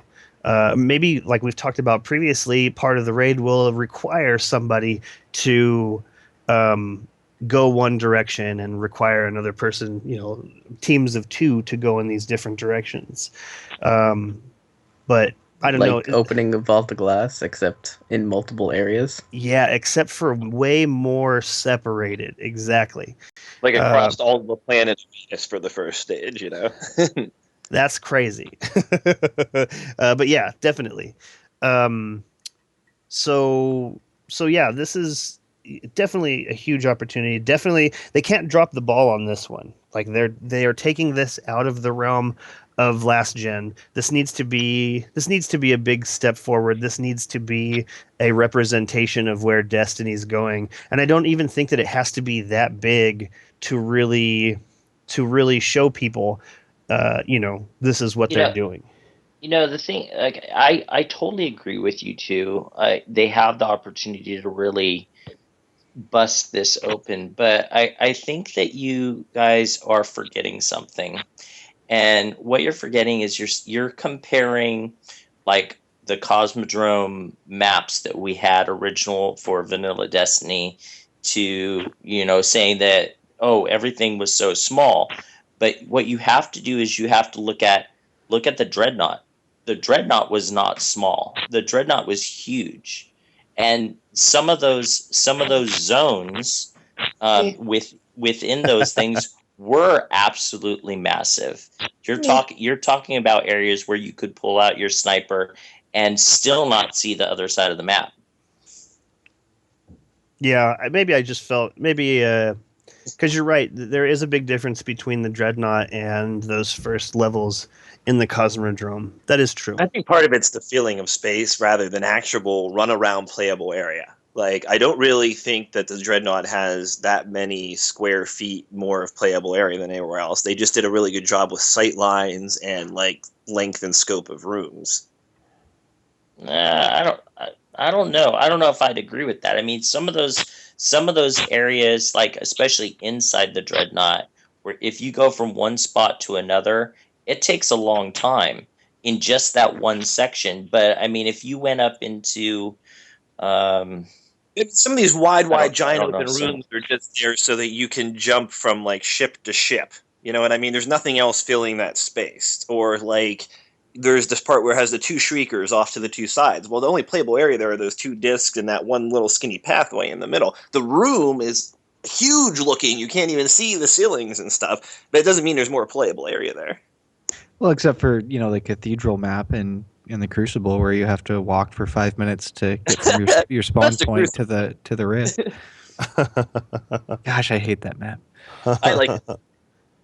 I don't know. I just think that we have seen them build big spaces, and I think that people already worrying about, oh, it's not going to be big enough. before we've even seen it is kind of silly. Well, remember, they don't have to make one giant massive place. Just like every other zone it's broken up into the bubbles. Yeah. Oh, I still expect that. I just mean that I want a lot of bubbles. Yeah, so it doesn't matter how many bubbles they add because it's not limited by that.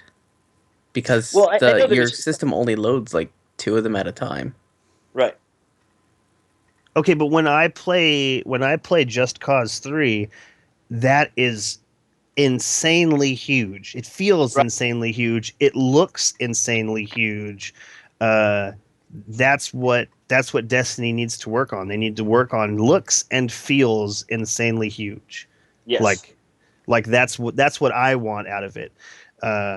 I definitely think this is a big home or a big go big or go home sort of situation. I mean, this may be the last DLC we see for Destiny 1. I mean, the next product that comes out after this that's not like a little update might be Destiny 2. So, and not only that, this is next gen. They don't have any excuses anymore, if you will. You know what I mean? They don't have that last gen excuse anymore that, why things can't be up to scope, so to speak. So this is their chance to impress for Destiny 2, and I'm hoping they fully embrace that. Not only in the map design, but also in the enemies. We've actually seen some impressive situations with enemies. We've seen, it appears to be a part of the raid. We don't know what part of the raid, but there is a absolutely gigantic stationary servitor thing. We've seen augmented captain-looking things. It appears that the one appears near that servitor and is named the Mechanist.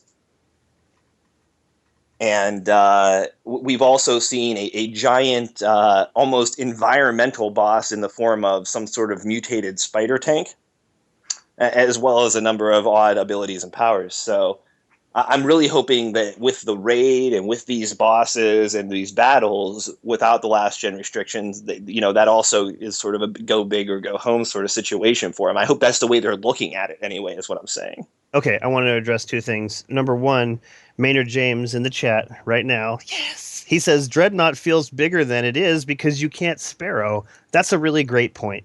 That is a really great point because the Cosmodrome would feel a lot bigger if I had to walk from the spawn point for patrol all the way to anywhere else. Yeah, but there still are areas, like if you walk in the Moth Yards from one section to another, but you're inside the Dreadnought and you walk from one section to another, it's going to take longer than the Dreadnought. The Dreadnought's bigger in certain areas. I'm just saying that there are areas that are bigger. I understand that it takes longer to move around as well because we're not using Sparrow, which was probably a smart aspect for them to make it seem even larger because that's what they wanted to do for us. But it is a very, very large space.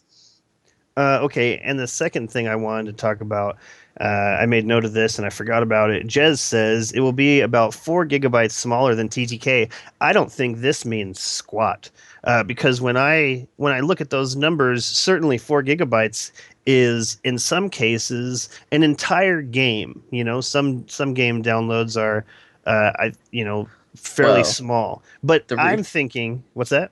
The reason why it means nothing is because they can not reuse assets, but it's still the same palette as the Cosmodrome already, so they don't have to re-download that. Right, but on top of that, I mean, they never gave us a pie chart of what all of that TTK download was. Like they might have been able to come up with a new engine for rendering lighting, and that was this additional 4 gigabytes that wasn't here previously. Like they don't have to download that again because they're using that same engine or whatever. Like I think that looking at the gigabytes it's unfortunate to judge it by that. And like you're saying, and I don't remember who it was, but somebody pointed out that they might have a way of storing the same quality of data at a smaller size. That might have been you, Jez. No, I don't think it was me. Okay, I think it was Jez. It was River on Twitter. I'm pretty sure it was River on Twitter. Man, I wish River was here to talk about all this. And also, like a good point. Jez had a really good point about that whole thing, like supporting the fact that that this could still be larger than TTK. Is the fact that the Cosmodrome assets are all already part of the data.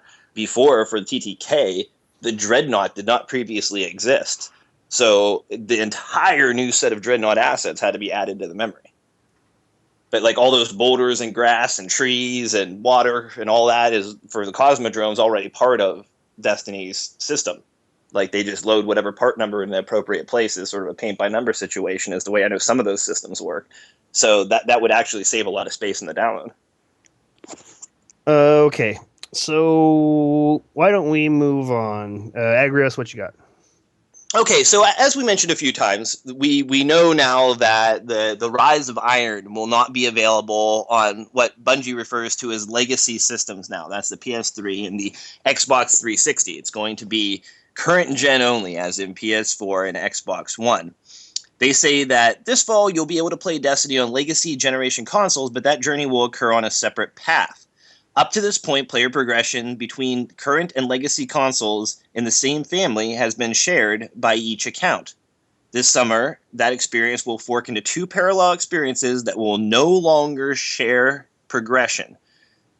And this takes place in August. They're going to be providing a lot more information about this, but it seems as though you will, like the way we differentiate between your Guardians on PS4 and Xbox One, right? I mean, right now, looking at Bungie.net, there'll be four categories. You'll differentiate your Guardians from PS3 and PS4. They'll still be there. You can still go play on PS3, but whatever you earn there will not show up on PS4 and vice versa. This is the way it seems, but we don't have 100% of the details just yet. Right, and this is crazy. About this? This is crazy. This is crazy talk. I can't even imagine, and this is funny. I was just about to say, I can't even imagine wanting to play on one of the legacy systems after this because I feel like none of that will move forward, right? Like I feel like what they have to do in order to move on with Destiny 2 is you end here, like Xbox Legacy System characters end here. They don't transfer into Destiny 2 because if it's not going to transfer back and forth, why would you play on the legacy systems? But if you're going to play on the legacy systems and you can't port that to Destiny 2, or if you could, are they just going to have two separate? They already said that you can. They're going to have a system in place to port your Destiny 3 characters to Destiny 4 whenever you're ready to upgrade after this. So after it diverges, if you remain a legacy game player, and at some point want to upgrade to the current version of Destiny on another system, you can have your characters ported over to that system on the same system. So PlayStation to PlayStation, Xbox to Xbox. Okay, so then I guess I just won't be playing on the 360 anymore, because then what happens to my already there Xbox One, PlayStation 4 characters? Will I then just have two more? Like I'm really not understanding. You're going to have copies of your characters, and August is going to hit, and no longer will what happens on one system also happen on the other. If you log into the PS3, or Xbox 360, you'll see your three characters. If you log into the PS4, you'll see your three characters. You'll go in, you play a strike and earn a new gun. You log out, go back to the PS3, no new gun there. Nothing's happened to that character. That character's never played the strike. So we don't know how they're going to handle it behind the scenes, but I'm speculating that it'll simply be just like right now, you can see the difference between your Xbox One and PS4 characters, or your Xbox and PlayStation characters on Bungie.net. Well, you'll also then be able to see the difference between your PS4 and PS3 characters. Yeah, I don't know. I'm gonna have to wait and see because there wouldn't be any reason to do it if I was, unless they were gonna. The most important part of Destiny is what? The loot? No, your friends. Playing with your friends, come on. Your friends are the most important part of Destiny. I don't even care about Destiny unless I'm playing with my friends at this point, because there's nothing left for me to do solo interesting enough to hold my attention. Yeah. So I only want to play with friends. That's the most important part. If you have no friends on next gen, if you own both systems and you have no friends on next gen and are playing Destiny currently on both systems, and all your friends are on the lower system, I'm willing to bet that most of the time you spend playing Destiny is going to be on the lower system because that's where all your friends are. Yeah. I could see that. But what if I continue playing on Xbox One and Xbox 360? When the time comes, will I get to choose to port my 360 character to next gen? Will that override my Xbox One character, or will I have two Xbox versions of each character? No, that wouldn't happen. You're gonna You would have to choose. overwrite. You're probably gonna have to choose. Yeah, this sucks. Does this affect anyone else? Is anyone else playing on last gen? Well, my girlfriend doesn't often play, but if I were to play with my girlfriend, I only have one PS4, so we would play together on PS3s. But we haven't played. She hasn't really been into it, so that doesn't really affect me. Got it. Anyone else? All right, let's move on. Okay. Well, that's all I have for Rise of Iron right now. So if we have any other Rise of Iron discussion, we should take care of that before I move on into anything else. Okay, I want to talk about Yellowhorn. It seemed like a big deal in our Guardian 1 chat. And so to me, the idea that pre-ordering Destiny, Rise of Iron, gets you this Iron Yellowhorn, but the fact that so you don't think it's going to be two separate weapons? You don't think it's going to be like Suros Year 1 and Suros Year 2, where one of them... It's going to be two separate weapons. If you want to know how I think it's going to work, I think it's when you finish the quest and you go to turn it in. If you've got the little pre-order notation on your account, yours is the Iron Gallahorn. If not, yours is the regular Gallahorn. So you don't think you'll be able to have both of them? No, I think you could, but I think you'll have to find your regular Gallahorn out in the wild the way you would normally find a Gallahorn or something like that. I don't really know. Okay, that makes sense. My guess is it's going to be just like the Ghost. People that pre-order, they can have the red Ghost, and people that didn't can't. So that's all it is you're getting a black Gallahorn instead of a gold one. Jimmy's question is, are you going to still be able to get the standard non-black one if you've got that pre-order checker, or all your Gallahorn just going to be the Iron Black Gallahorn? Remember, there's still the kiosks. This is correct. True. Now that kind of brings us to another question, though: is the Gallahorn still exotic, or is this a new legendary Gallahorn coming out? Because it's got to be exotic. I feel like I should just complain right now because I'm going to. I don't like that they're doing this. I think for the pre-order bonus, it's fine if you want to do something like that, but they should have just come up with something new and creative. The Gallahorn is something important to Destiny, both culturally and in the game. I doubt they're going to let it come back as its same equivalent power level that it was originally. That was unintentional, especially if they're just simply handing them out at the door. And but this they're is not my handing them out. You have to do a quest. This is what everybody. This is what everybody. No, this is what everybody has been complaining about for months and months and months. They want to see quests to get exotics. They are telling you right away you're getting a quest. I'm telling you the problem I have with it. The problem is that they're using Gallahorn. They should have created something new and interesting. So they show the trailer for the Gallahorn, and they use the community videos like in the background for the whole trailer, like all these exciting moments of people flipping out because they finally got this thing they were sought after, so excited about. Guess how many times that's going to happen in year 2? None. Because like they're 25 million. They're just giving it out. Nobody's going to be excited about it. Like, oh, I got my Gallahorn. So this is my take on this. Okay, so I think that because you're saying that the Yellowhorn was very important in the world, and I'm saying that the Yellowhorn was too important in year 1. There was periods of time where if you did not have a Yellowhorn, you did not get picked up on LFG. Like it became something that separated the community.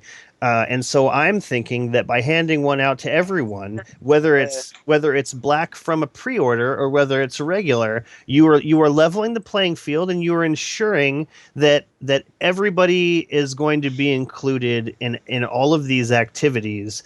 And at the same time, it's something special. It is something special to the community. I'm super excited to get my hands back on my Yellowhorn. I still take mine into the Crucible because because it's funny, because it's awesome. Like Sharks and I, we intentionally took people without Galahorns through Crota. You didn't do it. Need it. We had like a 2 Galahorn roll. As long as we had 2 Galahorns on the team, we were happy with doing Crota.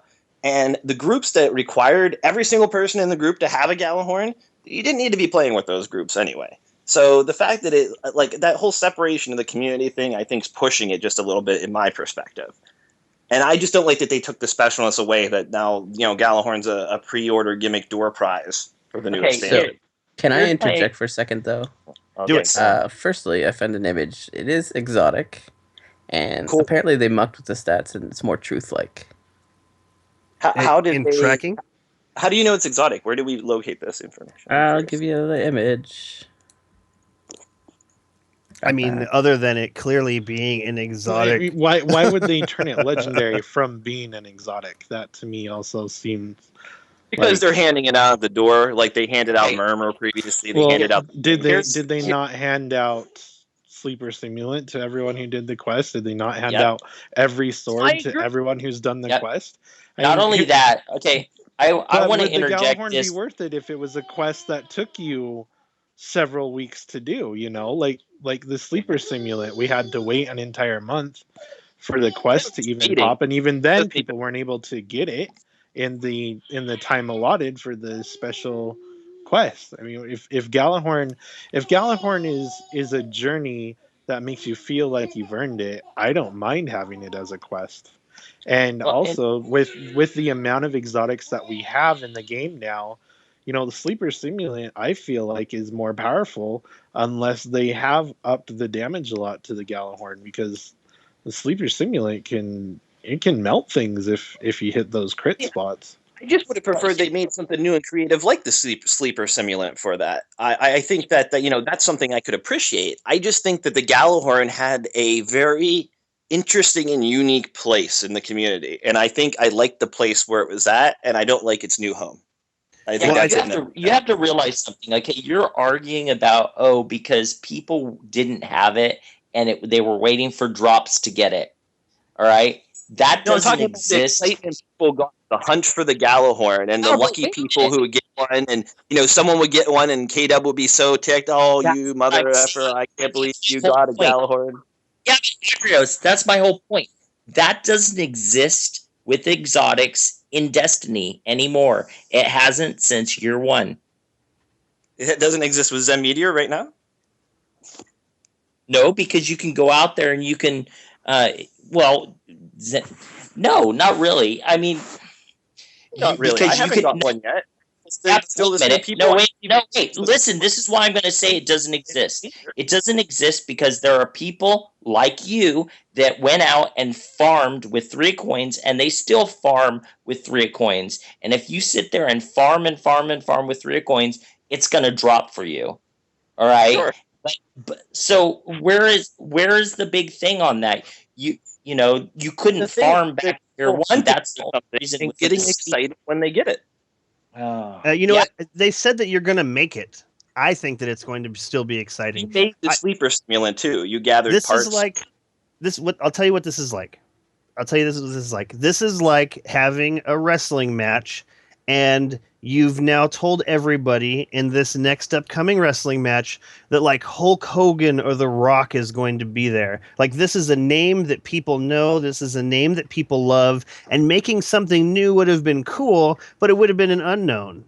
No, they still could have done Galahorn was back, but they should have just put it in the same sort of exotic place instead of handing them out at the door for completing some quests. That was my beef with it. Not the Galahorn's back, but the fact that it's every single person who plays Destiny is going to get the Galahorn. It's going to be a nerfed version of it because they can't break the game, and it's going to sit in vaults, and no one's going to care about it. I love it, Gray. I was going to say, if you want it back in the game, then you want it to permanently sit in your exotic slot and never use any other exotic.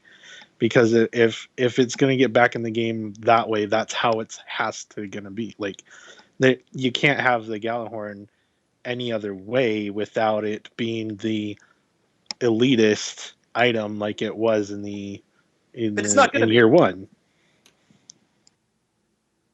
Anyways, Gray, what do you think about this? Had to unmute. Sorry. I obviously didn't experience the year one Galahorn, and I mentioned on the podcast a few weeks ago that it kind of bummed me out because I really love having that. Oh my gosh, I finally got this great, very rare piece of weaponry to drop for me, and that excitement. The fact that you can get it. I mean, I'm hoping that it isn't easy to get. I think that their goal here is that the majority of players will have access to Galahorn. That's obviously intentional. I just hope they make it really hard to do. I hope it takes work, even harder than the sleeper stimulant quest line, even I would say harder than the Black Spindle quest line, and that was or I guess hidden mission that was, and that was pretty difficult. I think that this should continue to be something that we really have to work for. I don't think that's probably going to be the case. I think that they're probably going to set the bar reasonably low. They want people to have access to the weapon. See, I guess in a nutshell, my whole problem is more of being sad and disappointed about the situation than actually having a huge problem with it. I mean, I have never, ever witnessed either personally or on video at any point in my entire life, anybody, especially a large number of people, getting more excited about getting something in a game or maybe even in real life in my entire, anywhere else. And that's never going to happen with the Year 2 Galahorn. See, my problem with it is Yellowhorn, yeah, it was overpowered. And I lost my train of thought. God damn it. One sec, I'll get it. I think that it's going to be a quest that will be worthy of the Yellowhorn. Like, I think that what we're looking at here is something very similar to the sleeper simulant. Like, I hope that there's like puzzles. I really, really enjoyed the sleeper simulant. Like, once you unlocked it, the quest, you didn't just get it, which is, I think, the way that you are thinking it's going to happen, Agrios. I think it's going to happen a lot closer to the sleeper simulant. Yeah, I thought that quest was weak too. What's that? I thought that quest was weak too. There was only one tiny puzzle, and it was when, I don't want to spoil it, so I'm not going to talk about it. But. So, I'm going to interject because I finally remembered. First, the Yellowhorn was the same rarity as every other weapon. It's just because of its mythic status, because it was actually overpowered, that people freaked out and thought it was rare. But it's actually the same. Sold it at an extremely lower rate than any other weapon he ever sold. Well, that's also because there was just stupid luck. I don't think that. I mean, he sold it weak too. There were several times that Mega Man EXE from the Reddit, who predicted everything 100% accurately, predicted Galahorn as being the Zur, and those were the only times he was wrong. Yeah. So if you try to tell me you didn't mess with that, that's messed up. The other thing is, you guys are all forgetting about one quest, Touch of Malice. That would be how you should do it. Touch of Malice isn't hard either. It's just annoying. It's not hard, but it's actually like an in-game quest. Yeah, I really like that idea, Jez. I think for that, to get Touch of Malice, you had to complete the raid. You had to finish the raid. So that would make access to this Iron Galahorn or the regular Galahorn for Year 2, it'd be pretty end game at that point. It'd also mean that people doing the raid for the first time wouldn't be sitting there shooting Yellowhorns all the game. They would actually have to do it normally first. Okay, so we are rapidly running out of time. Was there anything that anybody wanted to talk about before we left? I was gonna say one more thing really quick. Remy, you're super passionate about the Forge mode, and I'm sure you're kind of like me when it comes to crafting. And every time there's any whispers of new update, you're like, "When is Forge mode coming?" Definitely. And so when this Galahorn came out and they're like, "You're gonna craft it," I'm just like, "Are we gonna craft anything else? Like, is there gonna be an actual gunsmithing type system where we can make those things?" And I'm hoping, though I still have large doubts, but there is this slight hope that when we craft our Galahorn, it won't just be a fetch item, turn in, and then there's the Galahorn. I'm hoping at least for even a small cinematic of your character working whatever has to be worked to create this thing. Like that would be one thing that I would love to see, is just more interaction other than just hit a turn in, complete quest, accept my reward. Absolutely. You know what? That sounds magical. And looking at the video, watching the thing assemble, even in its computer generated setup, it looks really cool. That would be really awesome. Like, what if what if that's part of it? Is you go and you fetch an item, and then you bring it back, and then somebody, an NPC, is telling you about what this piece means?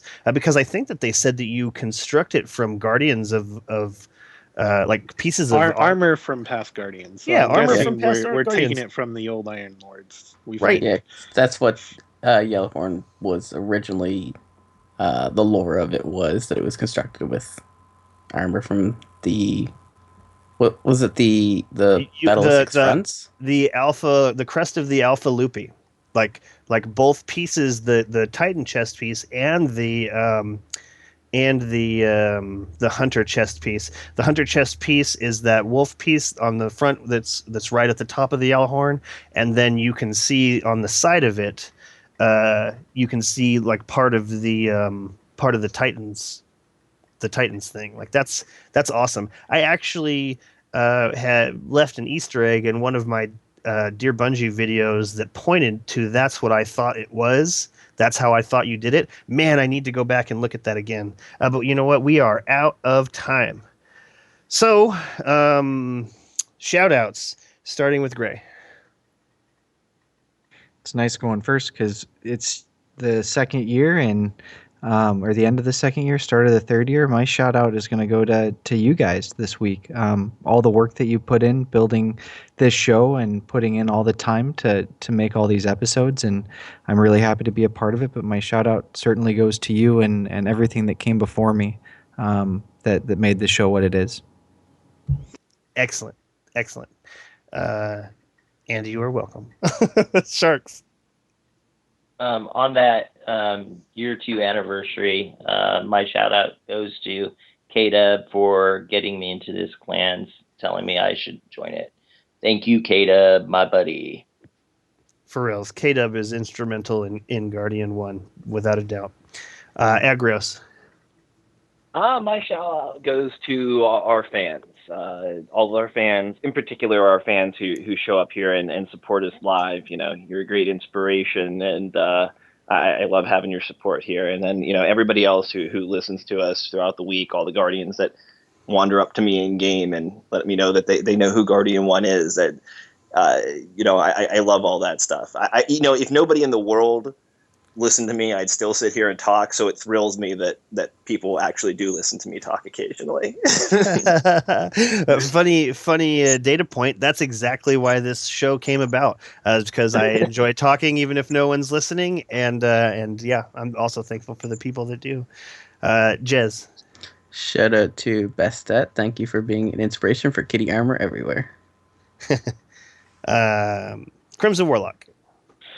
And my shout outs going out to you and River tonight, Remy. You know, it's 2 years for this show, but our talks definitely went on longer. And you know, thanks for this opportunity. I know it's allowed me to grow as a person in many ways I didn't expect it to. And the conversations that we've had throughout these 2.5 years of talking about Destiny with the podcast and before have just been amazing. So I want to thank both you and River for the opportunity that you've given me to be a part of this. Awesome. Excellent. Similarly, my shout out goes out to you and River, and also Jez and Agrios and Sharks and Gray and K-Dub and everybody listening right now, everybody in the group, everybody not in the group, you know, friends of Guardian 1. It's so special and magical to be able to do this and to be part of this larger conversation. And like you were saying, Crimson Warlock, you know, there's a certain amount of growth that happens, you know, like I really feel like I've got lifelong friends, you know, long after Destiny is over, like I'll know who you guys are. You know, I chit chat with you guys all the time, and it's an amazing feeling to be part of this community, and it's amazing feeling to push forward this conversation and just really be, I would not be the same person that I am right now without doing this show and without the people that I play this game with and without all of the things that came before. It's just been an amazing ride so far. And really, most of all, thank Bungie. I thank Bungie because it's really what they've done, the efforts that they've put into sloping the floor to get people to play with each other, and cooperation and teamwork. It's all really because of them. So everyone listening, everybody on the panel, Bungie. Thank you so much for this last 2 years. And here is to however many more. I could see us going from Destiny to something else. Like if they decide to shut down the Destiny servers, and there's another game that we want to talk about, we got a long time in front of us. Like I'm not anywhere near dead, and I still have a lot to say. So I think it's going to be great. And that wraps up episode 87. I would like to thank everyone listening for tuning in. I hope you enjoyed the show. If you have any questions or suggestions for topics to be discussed on the show, please leave them in the comments below or send them to feedback@guardian1.net, and we will see you next week.